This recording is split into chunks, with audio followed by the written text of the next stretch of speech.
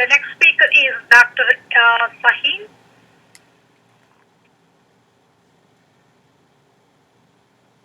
Thank you. Cover slide, please.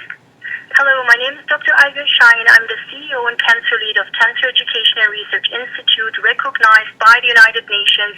And today, I will be focusing on equality in healthcare for everyone. I have no conflict of interest to declare. Next slide, please. As we all know, one size does not fit all in biology and medicine. More vaccines must be made available for the public based on their physiology, medical condition, and personal choice. In this time of technology, this is possible. Taxpayers should be able to receive the vaccine they need. Next slide, please. Millions of Americans with various health conditions have been left behind throughout the entire pandemic. These people are still unvaccinated and in lockdown for 2 years now. Next slide. The data is clear. There's absolutely no scientific reason not to approve Novavax Covaxin and not to give more attention to Corbevax here in the United States. Next slide. Novavax, Covaxin, and Corbevax should not be labeled as alternatives. These are proven and robust technologies already used in other diseases. This is exactly what American people are desperately looking for. Next slide. Long COVID symptoms are real and horrific, and I predict a severe burden on our healthcare system and economy. Next slide.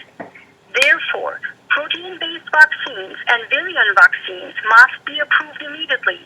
This would be a game changer in overcoming vaccine hesitancy and to end this pandemic. Next slide.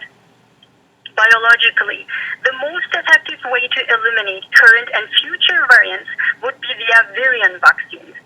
There is no time, health, and economy to wait for a pan-vaccine to be developed.